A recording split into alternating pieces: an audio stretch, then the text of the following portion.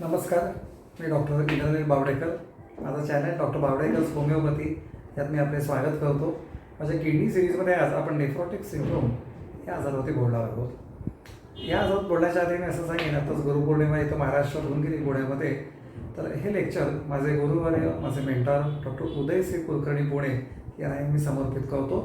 Sir माझे student असल्यापासूनचे मला मार्गदर्शक आहेत आणि माझ्यासाठी ते खूप आदरणीय आहेत. मी सरांना विनंती करतो की त्यांनी हे लेक्चर त्यांच्यासाठी आहे असं त्यांनी ॲक्सेप्ट करावं.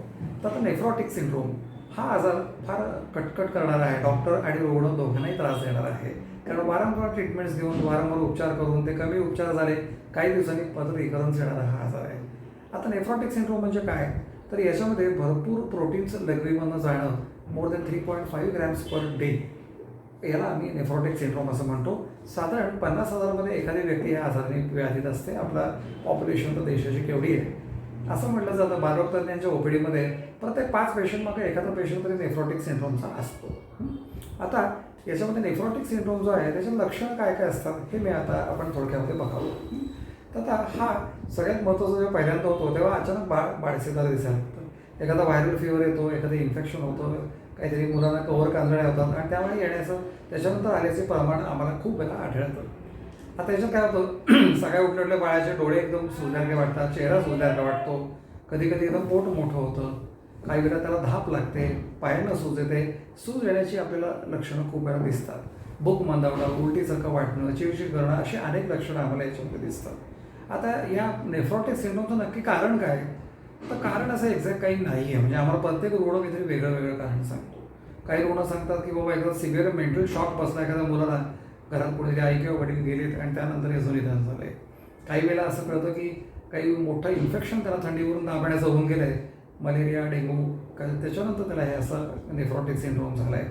असो, कारणं शोधण्यामध्ये काही त्याच्यामध्ये हे नसतं, म्हणजे उपचार करणं हे महत्त्वाचं आहे. साधारण आमच्या क्षेत्रात प्रायमरी कॉज म्हणलेला आहे. प्रायमरी कॉज जो असतो याच्याकरता याला कॉज ऑफ एक्सक्लुजन असं म्हणलेलं आहे. म्हणजे काय, तर किडनीची बायोप्सी करून जेव्हा तपासली जाते तर त्यावेळेस खरं कळतं की नक्की याचा कॉज काय आहे.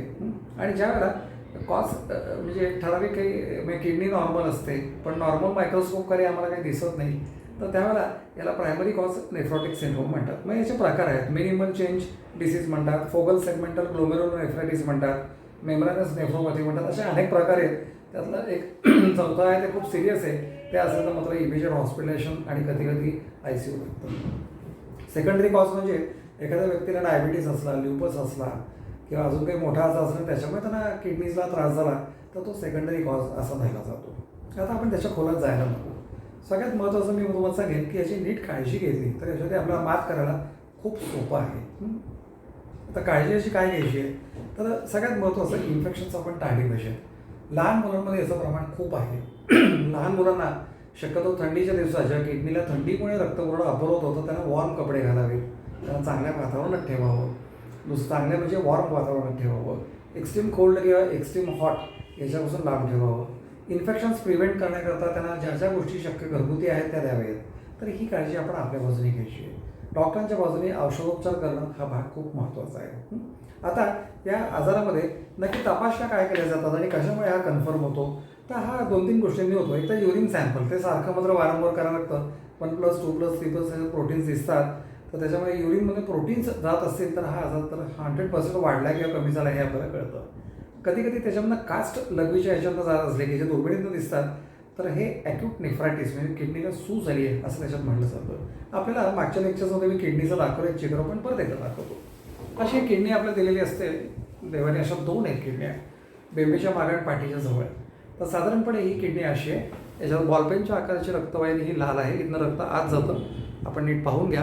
पुढे ते छोट्या रक्तवाहिन्या होतात, बाजूला इथं फिल्ट्रेशन युनिट्स असतात आणि इथं फिल्ट्रेशन होऊन आपल्या रक्तवाहिन्यांमधनं ऑस्मोसिस नावाची एक प्रोसेस होते आणि त्याच्यामध्ये नेफ्रॉन्स नावाचे काही इतर गोष्टी आहेत की जे फिल्टर्स म्हणून काम करतात. ते टॉक्सिक पदार्थ काढून या पिवळ्या ट्यूबमधनं लघवीद्वारे बाहेर काढतात आणि नंतर रक्त या वाहिनीतनं परत जातं.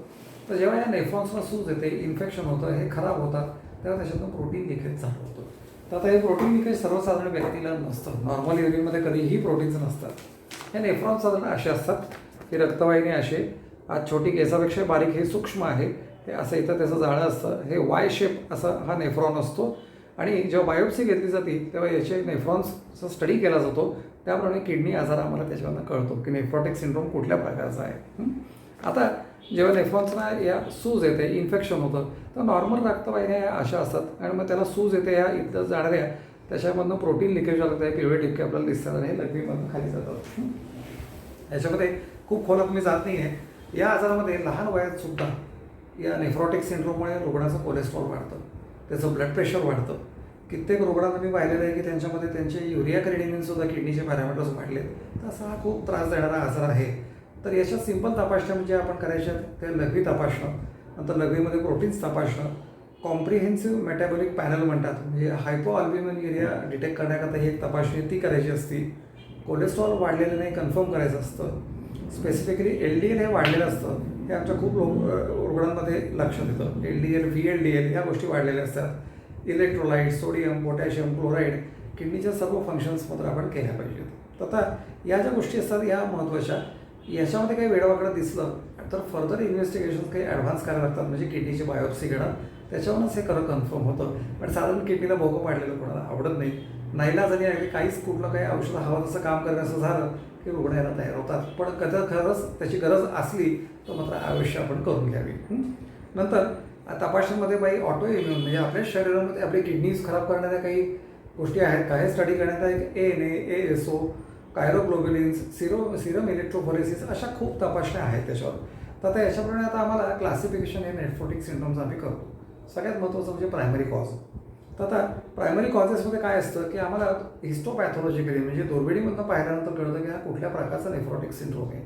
तर नॉर्मली 80% लोकांमध्ये हा मिनिमल चेंज डिसीज नावाचा असतो की जो एका शरीरामध्ये असतो, तो स्लो वाढत असतो, स्लो आटोक्यात सुद्धा येतो.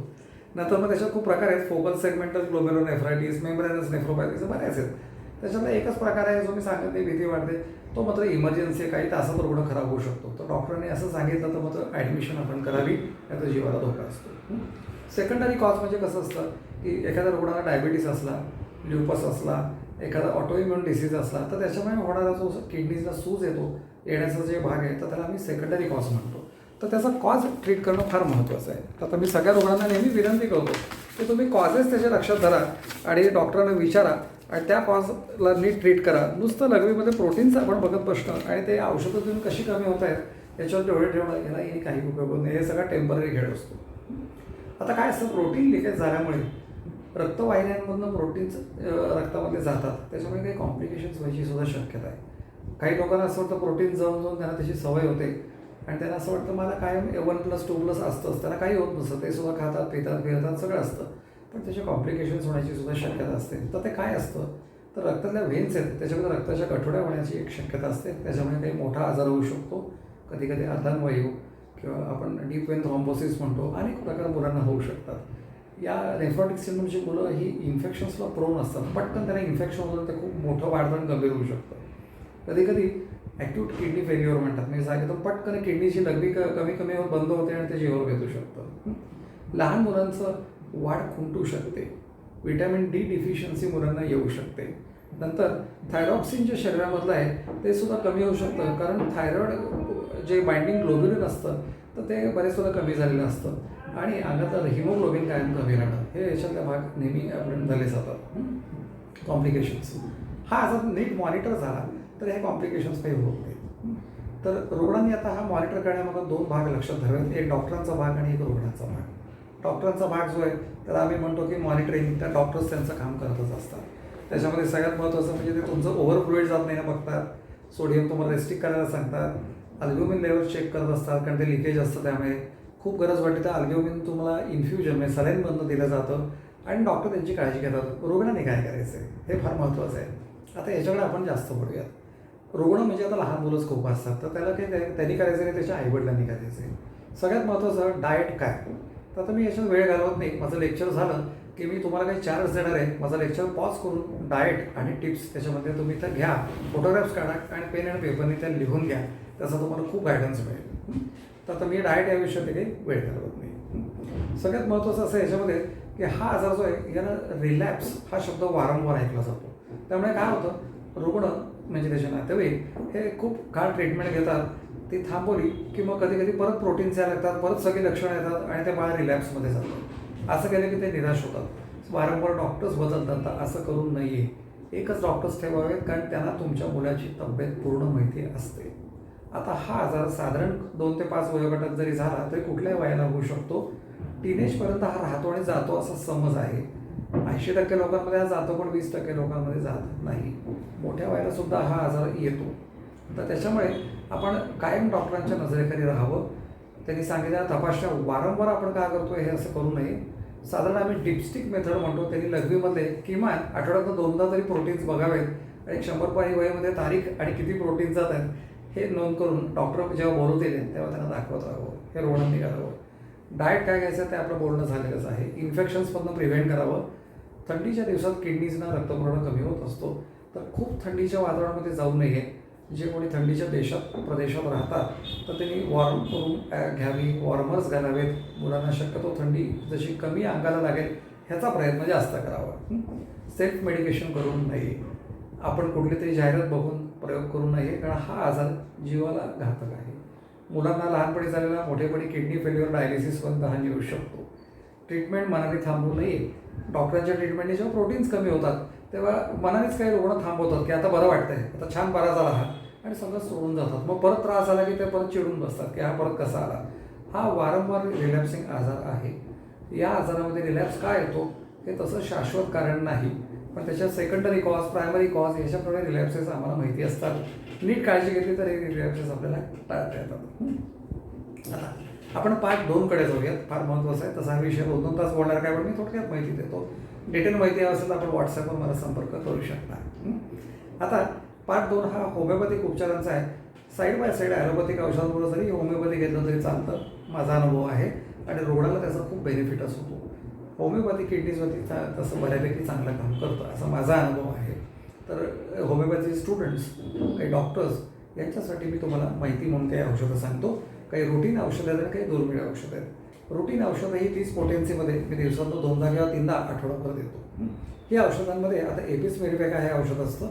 जेव्हा रुग्णाच्या अंगाला पूर्ण सूज असते, आगाग होत असते, त्याला तहान लागत नसते आणि लाली असते, तर त्यावेळेला हे औषध आपल्याला देता येतं की जे सडन एकदम आलेलं आहे आणि प्रोटीन्स 4+ एकदम जायला लागतात, तर तेव्हा या औषधाचा उपयोग खूप चांगला होता. टेरिबिनथिना नावाचं एक औषध आहे. हे फक्त सुरुवातीच्या काळामधला जो नेफ्रॉटिक सिंड्रोम आहे त्यातच फक्त याचा उपयोग होतो. नंतर तो फार तसा उपयोगी पडत नाही. हे औषध माझ्या लक्षात आलं आहे. त्याची जी लक्षण समूह आहेत त्याच्यामध्ये लघवी कमी होणं, लघवीला सारखं जावंसं वाटणं, त्याच्यातनं प्रोटीन जाणं, पोटाला सूज येऊन असायटिस नावाचा आजार होणं, पोटामध्ये किडनीच्या भागात दुखणं आणि सारखं पेंगुळल्यासारखं वाटणं, अशा रुग्णांना टेरिबिनथिना हे औषध दिलं जातं. नंतर काली आर्स नावाचं औषध आहे.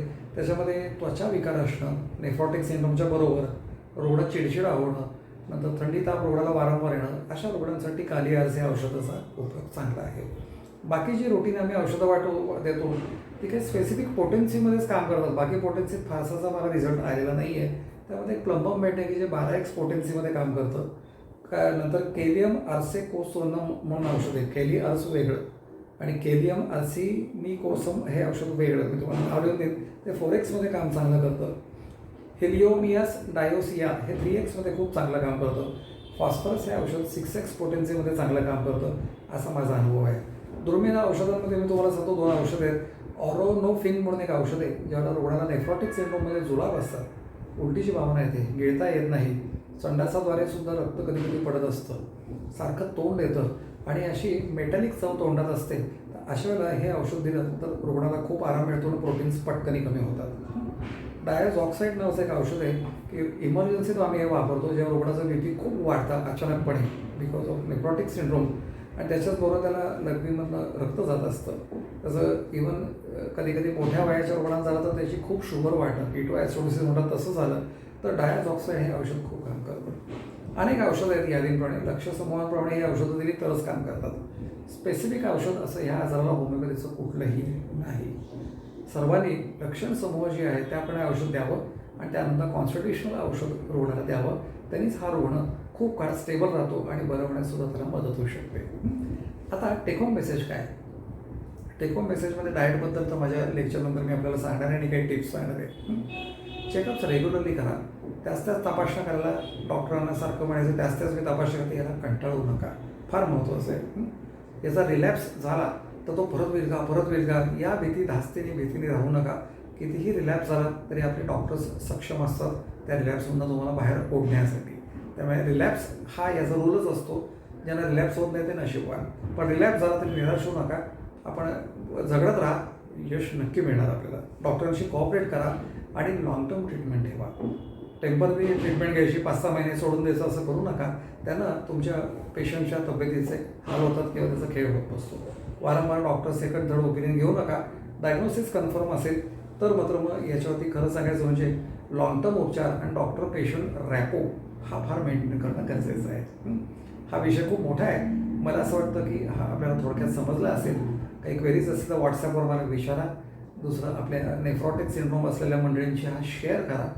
आणि बाकी मी कन्व्हेन्शनल ट्रीटमेंटबद्दल काही बोलत नाही, साईड इफेक्ट्स बोलत नाही, कारण ते माझं क्षेत्र नाही. तरीसुद्धा होमिओपॅथिक औषधं देऊन रुग्ण खूप छान स्टेबल होतो आणि कुठल्याही पॅथीच्या औषधाबरोबर होमिओपॅथी औषधं ही चालू शकतात. हे आपण महत्त्वाचं लक्षात ठेवा. आता पुढच्या एखाद्या लेक्चरमध्ये आपण जरूर भेटू. धन्यवाद.